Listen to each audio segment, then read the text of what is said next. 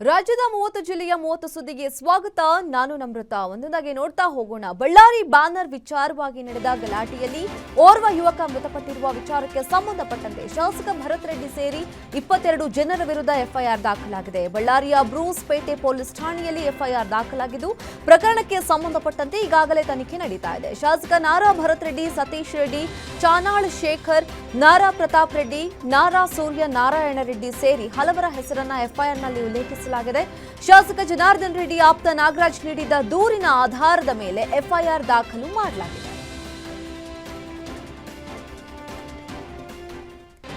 ಬಳ್ಳಾರಿಯಲ್ಲಿ ನಡೆದ ಬ್ಯಾನರ್ ಗಲಾಟೆ ಪ್ರಕರಣದ ತನಿಖೆಯನ್ನು ಪೊಲೀಸರು ಚುರುಕುಗೊಳಿಸಿದ್ದಾರೆ. ಈಗಾಗಲೇ 40ಕ್ಕೂ ಹೆಚ್ಚು ಜನರನ್ನ ವಶಕ್ಕೆ ಪಡೆದು ವಿಚಾರಣೆ ನಡೆಸ್ತಾ ಇದ್ದಾರೆ. ಶಾಸಕ ಭರತ್ ರೆಡ್ಡಿ ಹಾಗೂ ಜನಾರ್ದನ್ ರೆಡ್ಡಿ ಬೆಂಬಲಿಗರನ್ನ ಬಂಧಿಸಿ ಮೊಬೈಲ್ನಲ್ಲಿರುವ ವಿಡಿಯೋಗಳನ್ನ ಪರಿಶೀಲನೆ ನಡೆಸಿದ್ದಾರೆ. ಗನ್ ಯಾರದ್ದು, ಯಾಕಾಗಿ ಅಲ್ಲಿಗೆ ತರಲಾಗಿತ್ತು ಅಂತ ಹೇಳಿ ಗಂಭೀರವಾಗಿ ವಿಚಾರಣೆಗೆ ಕೈಗೊಂಡಿದ್ದಾರೆ.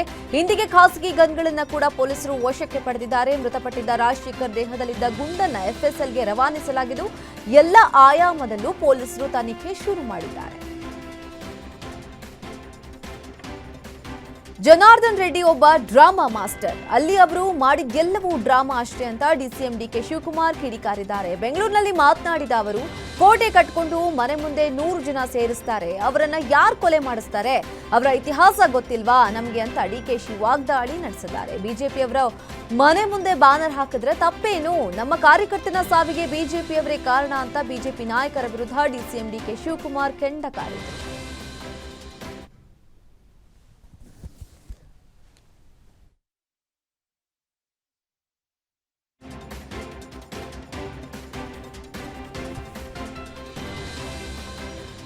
ನಿಮ್ಮ ಸರ್ಕಾರವೇ ಇದೆ, ನೀವೇ ತನಿಖೆ ಮಾಡಿಸಿ ಅಂತ ಶಾಸಕ ಭರತ್ ರೆಡ್ಡಿಗೆ ಸೋಮಶೇಖರ್ ರೆಡ್ಡಿ ಸವಾಲ್ ಹಾಕಿದ್ದಾರೆ. ಬಳ್ಳಾರಿಯಲ್ಲಿ ಮಾತನಾಡಿದ ಅವರು, ಗಾಲಿ ಕುಟುಂಬವನ್ನ ಕೆಣಕಬೇಡ, ನಿಮ್ಮ ಹಣೆ ಬರಹ ಬಳ್ಳಾರಿಯ ಜನರಿಗೆ ಗೊತ್ತಿದೆ, ಮಾತನಾಡುವಾಗ ಹುಷಾರಾಗಿ ಮಾತನಾಡು, ಇನ್ನೊಂದ್ಸರಿ ನಮ್ಮ ಮನೆಯ ಹೆಸರು ತೆಗೆದುಕೊಂಡ್ರೆ ಪರಿಣಾಮ ಬೇರೆ ಇರುತ್ತೆ. ಬಳ್ಳಾರಿ ಜನರು ನೋವು ಪಡ್ತಾ ಇದ್ದಾರೆ, ಎಂಥವನನ್ನ ಗೆಲ್ಲಿಸಿದ್ದೇವೆ ಅಂತ ಹೇಳ್ತಿದ್ದಾರೆ. ಈಗಾಗಲೇ ಶಾಸಕ ಭರತ್ ರೆಡ್ಡಿ ಮೇಲೆ ಸಿಎಂ ಸಿದ್ದರಾಮಯ್ಯ ಕೆಂಡಕಾರಿದ್ದಾರೆ ಅಂತ ಹೇಳಿದರು. ಬಾ, ನೀನ್ ಬಾ ಚರ್ಚೆಗೆ, ನಾನು ಬರ್ತೀನಿ. ಎಲ್ಲಿ ಕೂಡ ಅಲ್ಲಿ ಕೂಡ ಬಾ. ನೀನೇನ್ ಅಭಿವೃದ್ಧಿ ಮಾಡಿ ನಿಮ್ಮ ಅಣ್ಣನ ಮಗ ಬಹಳ ಪ್ರೀತಿಯಿಂದ ಜನರು ಪ್ರೀತಿ ವಿಶ್ವಾಸದಿಂದ ಗೆದ್ದಾನ ಅಂತ ಹೇಳ್ತೀರಿ. ಯಾರು ನಿಮ್ ತಮ್ಮ ನಿನ್ನ ಅಣ್ಣನ ಮಗ ಗೆದ್ದಿಲ್ಲ. ಎಲ್ಲಿ ಗೆದ್ದಾನೆ ಅಂತಂದ್ರೆ, ನಂದು 38,000, ನಮ್ ಸೊಸೆದು 48,000, 2 ಕಲ್ತ್ರೆ 86,000, ಅವನಿಗೆ ಬಿದ್ದಿದ್ದು 86,000. ಎಲ್ಲರೂ ಜನರು ನೋವು ಪಡ್ಕೊಳ್ತಾ ಇದ್ದಾರೆ, ಎಂತವನ್ನ MLA ಮಾಡಿವಿ ಇವತ್ತು ನಾವು ಅಂತೇಳಿ. ಅಂತ ಪರಿಸ್ಥಿತಿಯಲ್ಲಿ ಅವನ್ ಯಾರು ಸತೀಶ್ ರೆಡ್ಡಿ ಅಂತೆ, ಅವನಿಗೆ ಗನ್ಮೆನ್ ಕೊಡ್ತಾನೆ. ಅವನೇನ್ MLAನಾ, ex-MLAನಾ, ಅಥವಾ ಏನನ್ನ ಮಂತ್ರಿನಾ, ಎಕ್ಸ್ ಮಿನಿಸ್ಟರ್, ಅಥವಾ ಏನನ್ನ ಕಾರ್ಪೊರೇಟ್ರ? ಅವನಿಗೆ ನೀನು ಗನ್ಮೆನ್ ಕೊಟ್ಟು ಅವನ್ನ ಇಲ್ಲಿ ಬಂದು ಚೇರ್ ಹಾಕೊಂಡು ಕುಂತು ನನ್ನ ತಮ್ಮನ ಮನೆ ಮುಂದೆ ಬಂದು ಒಳಗ್ ಬಂದು ನೀವು ಬ್ಯಾನರ್ ಹಾಕ್ತಿ ಅಂತಂದ್ರೆ ಸುಮ್ನೆ ಕುತ್ಕೊಳಕ್ ಆಗುತ್ತಾ ನಮ್ಗೆ?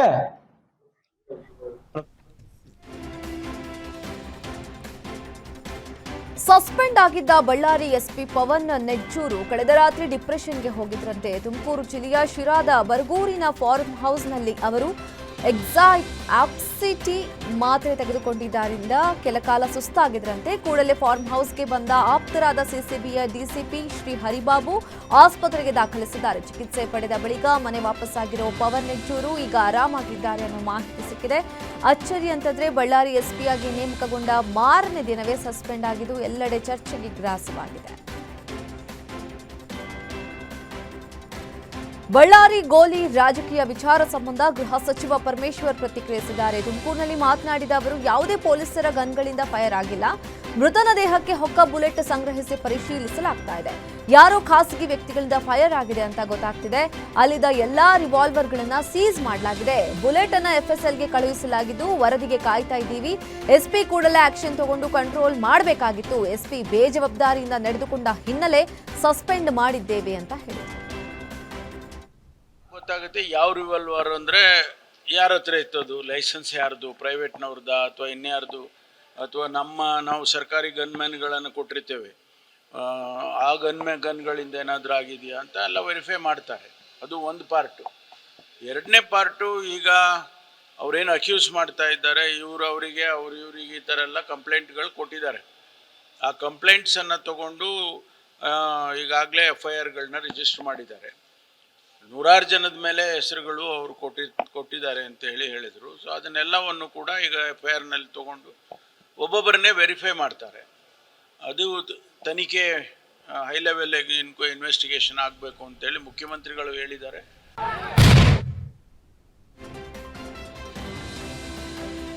ಬಳ್ಳಾರಿ ಪ್ರಕರಣದಲ್ಲಿ ಎಸ್ಪಿ ಸಸ್ಪೆಂಡ್ ಬಗ್ಗೆ ಸಿಎಂ ಸಿದ್ದರಾಮಯ್ಯನವರೇ ಉತ್ತರ ಕೊಡ್ತಾರೆ ಅಂತ ಸಚಿವ ಶಿವಾನಂದ ಪಾಟೀಲ್ ಹೇಳಿದರು. ಹಾವೇರಿಯಲ್ಲಿ ಮಾತನಾಡಿದ ಅವರು, ಘಟನಾ ಸ್ಥಳದಲ್ಲಿ ಎಸ್ಪಿ ಇದ್ದಿದ್ರೆ ಈ ರೀತಿ ಘಟನೆ ಆಗ್ತಾ ಇರಲಿಲ್ಲ. ಸ್ಥಳಕ್ಕೆ ಎಸ್ಪಿ ಹೋಗಿ ನಿಂತಿದ್ರೆ ಸರಿ ಇರ್ತಾ ಇತ್ತು ಅಂತ ಸಿಎಂ ಅನಿಸಿಕೆಯಾಗಿತ್ತು. ಯಾವುದೇ ಎಸ್ಪಿ ತಪ್ಪು ಮಾಡಿದ್ರೂ ತಪ್ಪೇ. ಪ್ರಕರಣದ ಬಗ್ಗೆ ನನಗೆ ಸರಿಯಾದ ಮಾಹಿತಿ ಇಲ್ಲ, ಸಿಎಂ ಉತ್ತರ ಕೊಡಬೇಕು ಅಂತ ಹೇಳಿದ್ದಾರೆ.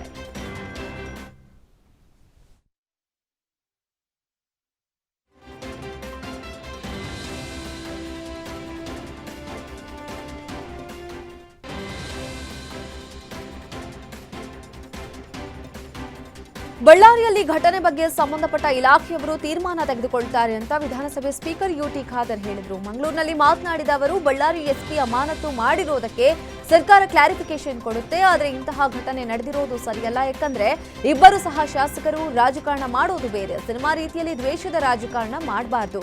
ಇದು ಎಂದಿಗೂ ಸರಿಯಲ್ಲ ಅಂತ ಹೇಳಿದರು. ಕಾರಣಗಳಿರ್ಬೋದು, ಅದು ಸರ್ಕಾರದ ಕಾರಣ ಹೇಳಬೇಕಾವತ್ತು ಯಾರಿಗೂ ಅದರ ಸಂಪೂರ್ಣವಾಗಿ ಡೀಟೇಲ್ ಗೊತ್ತಿಲ್ಲ ಅಂತ ಅವರಿಗೆ ಅದು ಹೇಳಲಿಕ್ಕೆ ಸಾಧ್ಯ ಇಲ್ಲ. ನೋಡಿ, ಒಂದು ಘಟನೆ ನಡೆದಾಗ ಅದರ ಸಂಬಂಧಪಟ್ಟಂಥ ಇಲಾಖೆಯವರು ಆ ಒಂದು ತೀರ್ಮಾನ ತಗೊಳ್ತಾರೆ. ಅದರ ಹಿಂದೆ ಏನುಂಟು, ಅದರ ಮುಂದೆ ನಮಗೇನು ಗೊತ್ತಿಲ್ಲ. ಅದು ಅವ್ರ ಹತ್ರ ಕೂತ್ಕೊಂಡು ಚರ್ಚೆ ಮಾಡಿದಾಗ ಅದರ ವಿಚಾರ ತಿಳಿಯುವಂಥದ್ದಲ್ಲದೆ ಬೇರೆ ನಮ್ಗೆ ಯಾರಿಗೂ ಅದ್ರ ವಿಷಯ ಗೊತ್ತಿರೋದಿಲ್ಲ. ಯಾಕೆ ಇವತ್ತು ಆಗಿದೆ ಅಂತ ಹೇಳಿಕೊಂಡು. ಸೊ ಅದಕ್ಕೆ ಕಾರಣಗಳಿರ್ಬೋದು, ಅದು ಸರ್ಕಾರದ ಕಾರಣ ಹೇಳಬೇಕಾವತ್ತು ಯಾರಿಗೂ ಅದರ ಸಂಪೂರ್ಣವಾಗಿ ಡೀಟೇಲ್ ಗೊತ್ತಿಲ್ಲ ಅಂತ ಅವರಿಗೆ ಅದು ಹೇಳಲಿಕ್ಕೆ ಸಾಧ್ಯ ಇಲ್ಲ. ಸೊ ಅದಕ್ಕೆ ಸರ್ಕಾರ ಅದಕ್ಕೆ ಕ್ಲಾರಿಫಿಕೇಶನ್ ಕೊಡ್ಬೋದು. ಸುಂಟರಗಾಳಿಗೆ ಬೃಹತ್ ಪೆಂಡಾಲ್ ಕುಸಿದು ಕೂದಲೆಳೆ ಅಂತರದಲ್ಲಿ ಸಚಿವ ಸತೀಶ್ ಜಾರಕಿಹೊಳಿ ಪಾರಾಗಿರುವ ಘಟನೆ ಹಾವೇರಿ ಜಿಲ್ಲೆಯ ರಾಣೆಬೆನ್ನೂರು ನಗರದಲ್ಲಿ ನಡೆದಿದೆ. ಕಾರ್ಯಕ್ರಮ ಮುಗಿಸಿ ಮಾಧ್ಯಮದವರ ಜೊತೆ ಮಾತನಾಡುವಾಗ ಈ ಅವಘಡ ಸಂಭವಿಸಿದೆ. ಘಟನೆಯಲ್ಲಿ ಸದ್ಯ ಯಾವುದೇ ಪ್ರಾಣಾಪಾಯ ಸಂಭವಿಸಿಲ್ಲ.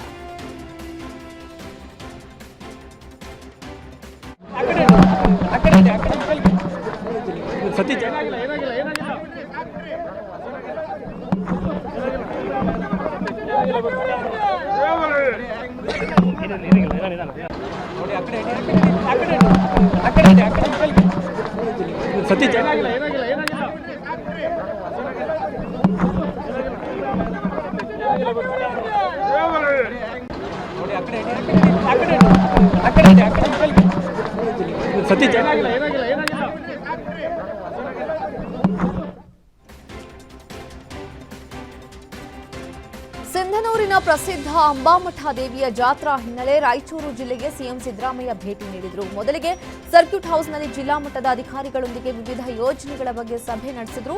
ನಂತರ ಸಿಂಧನೂರು ತಾಲೂಕಿನ ಸೋಮಲಾಪುರ ಗ್ರಾಮದ ಅಂಬಾದೇವಿ ಮಹಾರಥೋತ್ಸವ ಮತ್ತು ಜಂಬೂ ಸವಾರಿಗೆ ಸಿಎಂ ಚಾಲನೆ ಕೊಟ್ಟರು. ಸಿಂಧನೂರು ಕ್ಷೇತ್ರದ ವಿವಿಧ ಅಭಿವೃದ್ಧಿ ಕಾಮಗಾರಿಗಳಿಗೆ ಶಂಕುಸ್ಥಾಪನೆ ನೆರವೇರಿಸಿದರು.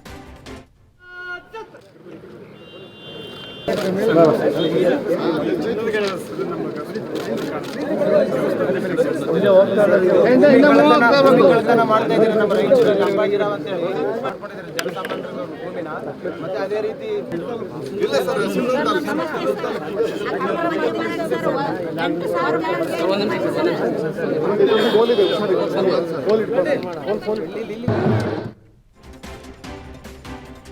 ಮನೆಗೆ ಕರೆದು ಡಿಸಿಸಿ ಬ್ಯಾಂಕ್ನ ಲೇಬರ್ ಯೂನಿಯನ್ ಸಂಘದ ಅಧ್ಯಕ್ಷನ ಮೇಲೆ ಶಾಸಕ ಲಕ್ಷ್ಮಣ್ ಸವದಿ ಪುತ್ರ ಹಲ್ಲೆ ಮಾಡಿರುವ ಆರೋಪ ಕೇಳಿಬಂದಿದೆ.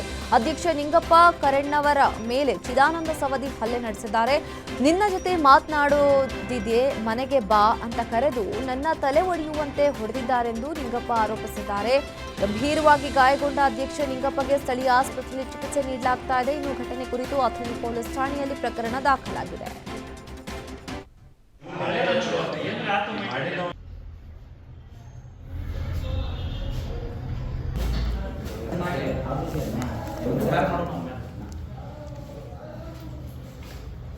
ಏನು ಗಲಾಟೆ ಸರ್ ಅದು? ಏನು ಗಲಾಟೆ? ಅದೇನೂ ಇಲ್ಲ ರೀ. ಒಟ್ಟು ಅವ್ರ ಮನೆಗೆ ಹೋಗಿ ಹೋಗುತ್ತಾಡಲ್ಲ, ಬೋಟಿಂಗ್ ಮನೆ ನಮ್ಮ ಮನೆಗೆ ನನ್ನ ಪರ್ಮಿಷನ್ ಇಲ್ಲದೆ ನಿನಗೆ ಯಾವ ಬಾ ಅಂತೇಳಿ ಬಡ ಎಲ್ರಿ ಅದು ಗಲಾಟೆ? ಸೌದಿ ಅವ್ರ ಮನೆಗೆ ಇಲ್ಲೇ ರೀ? ಹಾಂ. ಏನೋ ವಿಡಿಯೋ ಅದು ಏನು ನಮ್ಮ ಕಡೆ ಇಲ್ಲ, ನಮ್ಮ ಕಡೆ ಏನೂ ಇಲ್ಲ ಸರ್. ಸಂಬಂಧ ಎದಕ್ಕೆ ಹೋಗಿರಿ ನೀವು ರೀ? ಅವ್ರು ಬಿ ಐ ಇವರು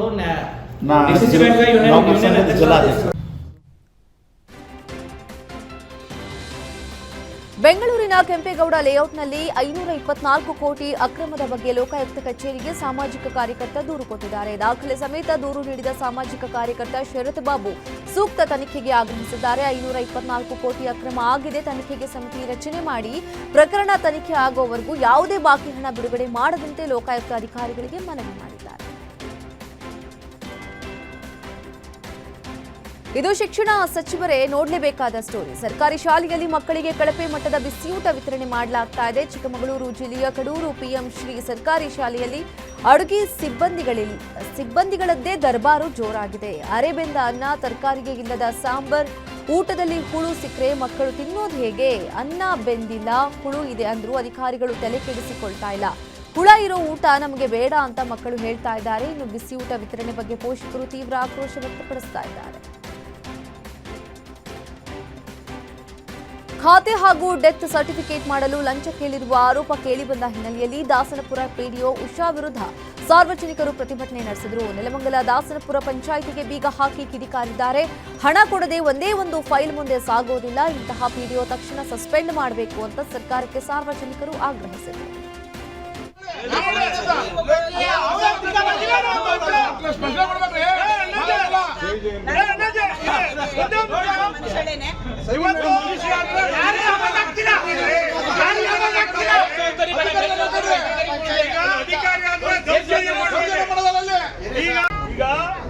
ಇವತ್ತು ನಾವು ಇಲ್ಲಿ ಸೇರಿ ಒಂದು ನೋಡಿ ಧಿಕ್ಕಾರ ಜೈ ಜೈ ಅಂತ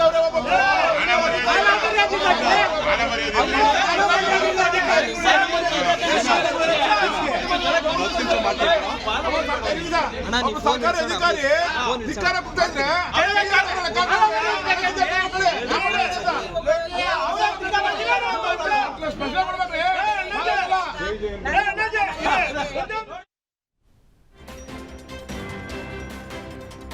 ಅಪ್ಪ ಅಮ್ಮನ ಜಗಳದಲ್ಲಿ ಕೂಸು ತಬ್ಬಲಿಯಾದ ಅಮಾನುಷ ಘಟನೆ ಬೆಂಗಳೂರಿನ ಮತ್ತಿಕೆರೆಯಲ್ಲಿ ನಡೆದಿದೆ. ಗಂಡ ಹೆಂಡತಿ ಜಗಳದಿಂದ ಮಗುವನ್ನ ನಡು ರಸ್ತೆಯಲ್ಲೇ ಬಿಟ್ಟು ಹೋಗಿದ್ದು, ಅದಾದ ಕೆಲವೇ ಹೊತ್ತಿನಲ್ಲಿ ಮಗುವಿಗಾಗಿ ಪೋಷಕರು ಬಂದಿದ್ದಾರೆ.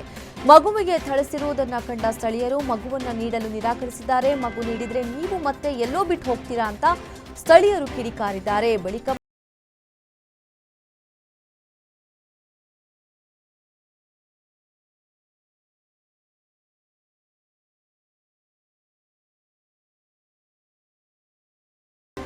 ರಾಜ್ಯ ಮಟ್ಟದಿಂದ ರಾಷ್ಟ್ರೀಯ ಮಟ್ಟಕ್ಕೆ ತೆರಳಲು ಟಿಕೆಟ್ ಸೌಲಭ್ಯ ಕಲ್ಪಿಸದ ಅಧಿಕಾರಿ ವಿರುದ್ಧ ಯಾದಗಿರಿ ನಗರದ ಜಿಲ್ಲಾ ಕ್ರೀಡಾಂಗಣದ ಎದುರು ಕ್ರೀಡಾಪಟುಗಳು ಮೌನ ಪ್ರತಿಭಟನೆ ನಡೆಸಿದರು.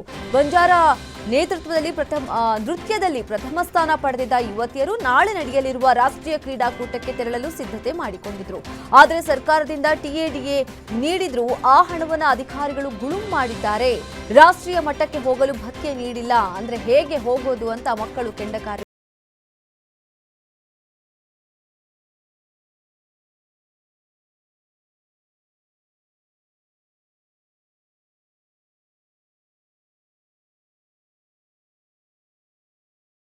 ಆನಂದ್ ಮೃತ ಇಂಜಿನಿಯರ್ ಅಂತ ಗುರುತಿಸಲಾಗಿದೆ. ವಿದ್ಯುತ್ ತಗುಲಿ ಅಸ್ತವ್ಯಸ್ತಗೊಂಡಿದ್ದ ಆನಂದ್ರನ್ನ ಮೈಸೂರಿನ ಖಾಸಗಿ ಆಸ್ಪತ್ರೆಗೆ ದಾಖಲಿಸಲಾಗಿತ್ತು. ಆದರೆ ಚಿಕಿತ್ಸೆ ಫಲಿಸದೆ ಇಂದು ಮೃತಪಟ್ಟಿದ್ದಾರೆ. ಇನ್ನು ಹುಣಸೂರು ಪೊಲೀಸ್ ಠಾಣೆಯಲ್ಲಿ ಪ್ರಕರಣ ದಾಖಲಾಗಿದೆ. ಪೂಜೆ ವೇಳೆ ಕುಸಿದು ಬಿದ್ದು ಅರ್ಚಕ ಸಾವನ್ನಪ್ಪಿರುವ ಘಟನೆ ಮೈಸೂರಿನ ನಂಜನಗೂಡಿನಲ್ಲಿ ನಡೆದಿದೆ. ಅರ್ಚಕ ಉಪಾಧ್ಯಾಯ ಮೃತ ದುರ್ದೈವಿ. ಪ್ರತಿ ವರ್ಷ ನಂಜನಗೂಡಿನಲ್ಲಿ ಅಂಧಕಾಸುರ ವಧೆ ಪೂಜೆ ನಡೆಯುತ್ತೆ. ಇಂದು ಧನುರ್ಮಾಸದ ಪೂಜೆ ಸಮಯದಲ್ಲಿ ಅರ್ಚಕರು ಕುಸಿದು ಬಿದ್ದು ಸಾವನ್ನಪ್ಪಿದ್ದಾರೆ. ಈ ದೃಶ್ಯ ಸ್ಥಳೀಯರ ಮೊಬೈಲ್ನಲ್ಲಿ ಸೆರೆಯಾಗಿದೆ.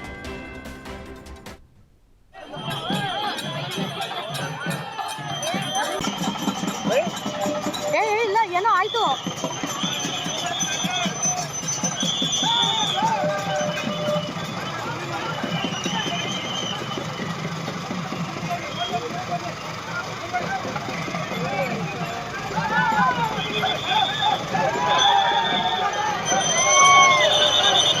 ಇಲ್ಲ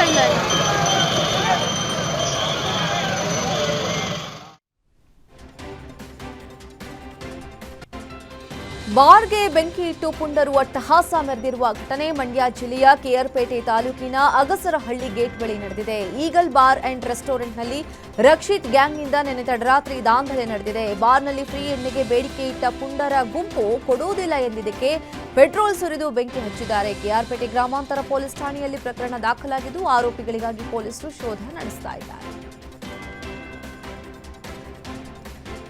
ಅಕ್ರಮವಾಗಿ ಗಾಂಜಾ ಸಾಗಿಸ್ತಾ ಇದ್ದ 3 ಆರೋಪಿಗಳನ್ನು ಪೊಲೀಸರು ಬಂಧಿಸಿದ್ದಾರೆ. ಬೀದರ್ ಜಿಲ್ಲೆಯ ಔರಾದ್ ತಾಲೂಕಿನ ಜಂಬಗಿ ಗ್ರಾಮದ ಬಳಿ ಆಟೋದಲ್ಲಿ ಗಾಂಜಾ ಸಾಗಿಸ್ತಾ ಇದ್ರು. 10 ಲಕ್ಷ ಮೌಲ್ಯದ 20 ಕೆಜಿ ಗಾಂಜಾವನ್ನ ಪೊಲೀಸರು ವಶಕ್ಕೆ ಪಡೆದಿದ್ದು 3ರನ್ನು ಬಂಧಿಸಿದ್ದಾರೆ. ಈ ಘಟನೆಗೆ ಸಂಬಂಧ ಸಂತಪುರ್ ಪೊಲೀಸ್ ಠಾಣೆಯಲ್ಲಿ ಎನ್ಡಿಪಿಎಸ್ ಕಾಯ್ದೆಯಡಿ ಪ್ರಕರಣ ದಾಖಲಿಸಿ ಆರೋಪಿಗಳನ್ನು ನ್ಯಾಯಾಂಗ ಬಂಧನಕ್ಕೆ ಒಪ್ಪಿಸಲಾಗಿದೆ. ಬಾಲಕಿಯ ಮೇಲೆ ಬಸ್ ಹರಿದ ಘಟನೆ ಬೆಳಗಾವಿಯ ಗೋಕಾಕ್ ತಾಲೂಕಿನ ಮಲ್ಲಾಪುರ ಪಿಜಿ ಬಳಿ ನಡೆದಿದೆ. ಚಾಲಕನ ನಿರ್ಲಕ್ಷ್ಯದಿಂದ ಬಸ್ ಹರಿದು ಸ್ವಲ್ಪದರಲ್ಲೇ ಬಾಲಕಿ ಪ್ರಾಣಾಪಾಯದಿಂದ ಪಾರಾಗಿದ್ದಾಳೆ. ಉಜ್ವಲಾ ಹುಲಿಕಟ್ಟಿ ಪ್ರಾಣಾಪಾಯದಿಂದ ಪಾರಾದ ಬಾಲಕಿ ಅಂತ ಗುರುತಿಸಲಾಗಿದೆ.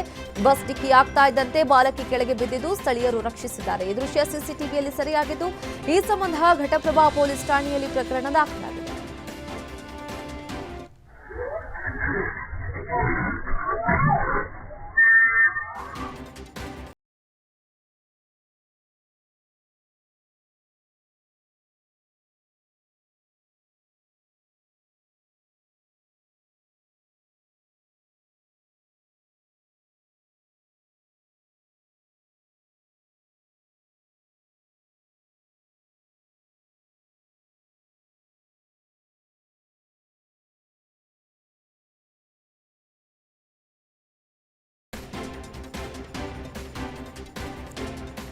ಆಕಾಶದಲ್ಲಿ ನಿಗೂಢ ಆಕೃತಿ ಪತ್ತೆಯಾದ ಘಟನೆ ಬೆಳಗಾವಿಯ ಅಥಣಿ ತಾಲೂಕಿನ ತೇಲಸಂಘ ಗ್ರಾಮದಲ್ಲಿ ನಡೆದಿದೆ. ಆಕಾಶದಲ್ಲಿ ಗೋಲಾಕಾರದ ನಿಗೂಢ ಆಕೃತಿ ಪತ್ತೆಯಾಗಿದ್ದು ಜನರಲ್ಲಿ ಕುತೂಹಲಕ್ಕೆ ಕಾರಣವಾಗಿದೆ. ನಿನ್ನೆ ಸಂಜೆ 5 ಗಂಟೆಯ ಸುಮಾರಿಗೆ ಸತತ 1 ಗಂಟೆಗಳ ಕಾಲ ಆಕಾಶದಲ್ಲಿ ವಿಸ್ಮಯ ಕಾಣಿಸಿಕೊಂಡಿದ್ದು ಗ್ರಾಮಸ್ಥರು ದಂಗಾಗಿದ್ದಾರೆ. ಮನೆಯಿಂದ ಆಚೆ ಬಂದು ನಿಗೂಢ ಆಕೃತಿಯ ದೃಶ್ಯವನ್ನ ಜನರು ಕಣ್ತುಂಬಿಕೊಂಡಿದ್ದು ಹಲವರು ಮೊಬೈಲ್ನಲ್ಲಿ ವಿಡಿಯೋ ಮಾಡಿದ್ದಾರೆ.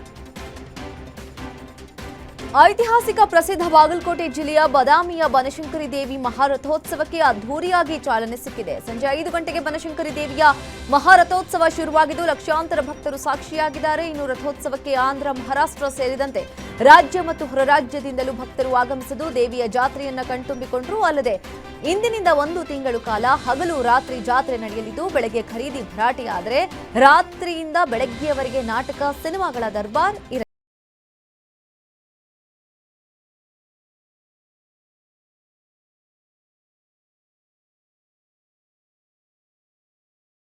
ಹಬ್ಬ ಹಮ್ಮಿಕೊಳ್ಳಲಾಗಿದ್ದು ಸ್ಪರ್ಧೆಯಲ್ಲಿ ಸುಮಾರು 50ಕ್ಕೂ ಹೆಚ್ಚು ಸ್ಪರ್ಧಾರ್ಥಿಗಳು ಭಾಗಿಯಾಗಿದ್ರು. ಬಣ್ಣ ಬಣ್ಣದ ಚಿತ್ತಾರದಲ್ಲಿ ಚುಕ್ಕಿಗಳ ನಡುವೆ ಆಕರ್ಷಕವಾಗಿ ರಂಗೋಲಿ ಬಿಡಿಸಿದ್ರು.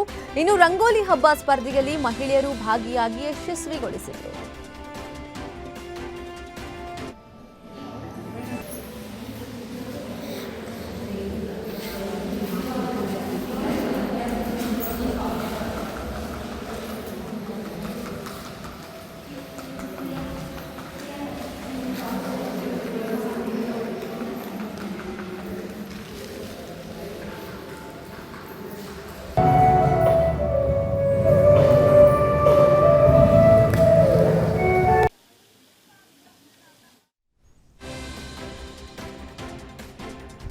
ಗ್ಯಾರಂಟಿ ನ್ಯೂಸ್ ಮತ್ತು ಆಡ್ಸಿಕ್ ಸಹಯೋಗದಲ್ಲಿ ರಾಜ್ಯ ಮಟ್ಟದ ರಂಗೋಲಿ ಸ್ಪರ್ಧೆ ದಾವಣಗೆರೆಯಲ್ಲಿ ಅದ್ಧೂರಿಯಾಗಿ ನಡೆದಿದೆ. ನಗರದ ಗುರುಕುಲ ರೆಸಿಡೆನ್ಷಿಯಲ್ ಸ್ಕೂಲ್ ಕ್ಯಾಂಪಸ್ನಲ್ಲಿ ಸ್ಪರ್ಧೆ ನಡೆದಿದ್ದು 100 ಮಂದಿ ಪಾಲ್ಗೊಂಡಿದ್ರು. ಈ ಸ್ಪರ್ಧೆಯನ್ನ ಸ್ಕೂಲ್ ಸಿಬ್ಬಂದಿ ಅಚ್ಚುಕಟ್ಟಾಗಿ ವ್ಯವಸ್ಥೆ ಮಾಡಿದ್ರು. ಇದರ ಜೊತೆಗೆ 100 ಮಕ್ಕಳು ರಂಗೋಲಿ ಹಾಕುವ ಸ್ಪರ್ಧಿಗಳಿಗೆ ಚಪ್ಪಾಳೆ ತಟ್ಟುವ ಮೂಲಕ ಚೇರ್ ಅಪ್ ಮಾಡಿದ್ರು.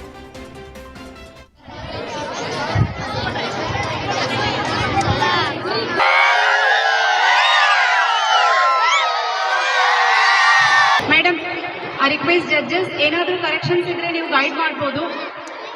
ಹಾಂ, ಅಲ್ಲೇ ಮೈಕ್ ಕೊಡಿ. ಪೇರೆಂಟ್ಸು ಸೊ ಕಾಂಪಿಟಿಷನ್ಸ್ ಅಲ್ಲಿ ಆಕ್ಚುಲಿ ಗೈಡ್ನೆಸ್ ಇರಲ್ಲ, ಬಟ್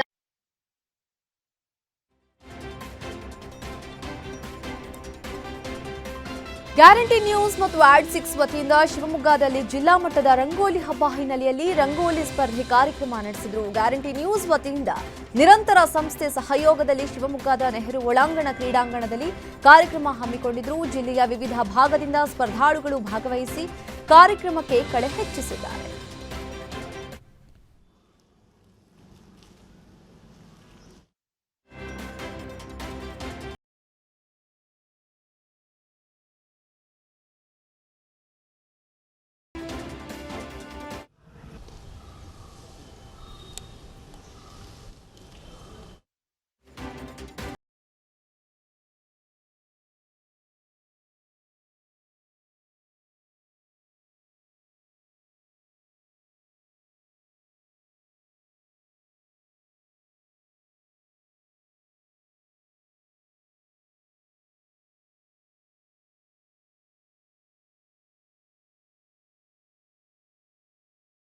ಹಬ್ಬದ ಹಿನ್ನೆಲೆಯಲ್ಲಿ ರಂಗೋಲಿ ಸ್ಪರ್ಧೆ ನಡೆಸಲಾಯಿತು. ರಂಗೋಲಿ ಸ್ವಚ್ಛತೆ ಮತ್ತು ಆರೋಗ್ಯದ ಮಹತ್ವ ಕುರಿತು ಜಾಗೃತಿ ಮೂಡಿಸಲು ಕಾರ್ಯಕ್ರಮ ಆಯೋಜಿಸಲಾಗಿದೆ. ಯಾದಗಿರಿ ನಗರದ ಲಿಂಗೇರಿ ಕೋನಪ್ಪ ಶಿಕ್ಷಣ ಸಂಸ್ಥೆಯ ಮಹಾವಿದ್ಯಾಲಯದ ಆವರಣದಲ್ಲಿ ಕಾರ್ಯಕ್ರಮ ಹಮ್ಮಿಕೊಳ್ಳಲಾಗಿದ್ದು, ಹೆಚ್ಚಿನ ಸಂಖ್ಯೆಯಲ್ಲಿ ವಿದ್ಯಾರ್ಥಿಗಳು ಮಹಿಳೆಯರು ಭಾಗವಹಿಸಿ ಕಾರ್ಯಕ್ರಮಕ್ಕೆ ಕಳೆ ಹೆಚ್ಚಿಸಿದ್ದಾರೆ.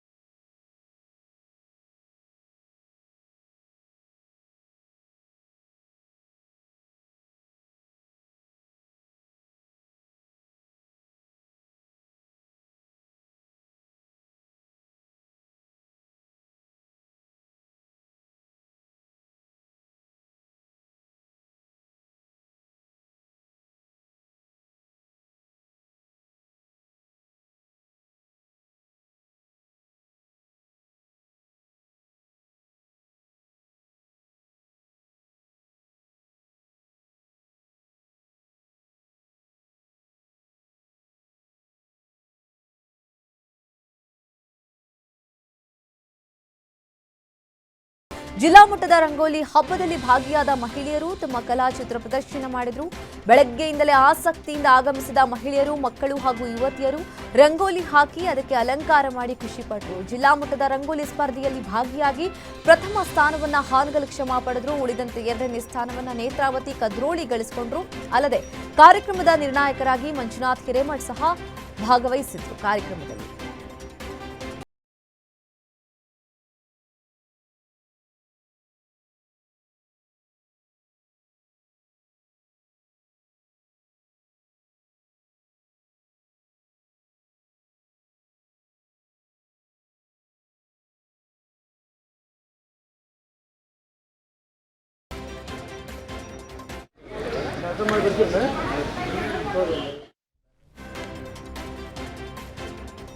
ಇನ್ನು ವಿಜಯಪುರದಲ್ಲೂ ಗ್ಯಾರಂಟಿ ನ್ಯೂಸ್ ಮತ್ತು ಆಡ್6 ವತಿಯಿಂದ ರಾಜ್ಯ ಮಟ್ಟದ ರಂಗೋಲಿ ಸ್ಪರ್ಧೆಯನ್ನು ಹಮ್ಮಿಕೊಳ್ಳಲಾಗಿತ್ತು. ನಗರದ ಕಂದಗಲ್ ಶ್ರೀ ಹನುಮಂತರಾಯ ರಂಗಮಂದಿರದಲ್ಲಿ ಕಾರ್ಯಕ್ರಮ ಆಯೋಜಿಸಲಾಗಿತ್ತು. ಈ ವೇಳೆ ಜಿಲ್ಲಾ ಮಟ್ಟದ ರಂಗೋಲಿ ಸ್ಪರ್ಧೆಯಲ್ಲಿ ವಿವಿಧ ತಾಲೂಕು ಗ್ರಾಮಗಳಿಂದ ಆಗಮಿಸಿ ರಂಗೋಲಿ ಹಬ್ಬದಲ್ಲಿ ಮಹಿಳೆಯರು ಭಾಗವಹಿಸಿದ್ರು. ವಿಜೇತರಾದ 3 ಅಭ್ಯರ್ಥಿಗಳಿಗೆ ನಗದು ಬಹುಮಾನ ಹಾಗೂ ಪ್ರಶಸ್ತಿ ಪತ್ರ ನೀಡಿ ಗೌರವಿಸಲಾಯಿತು.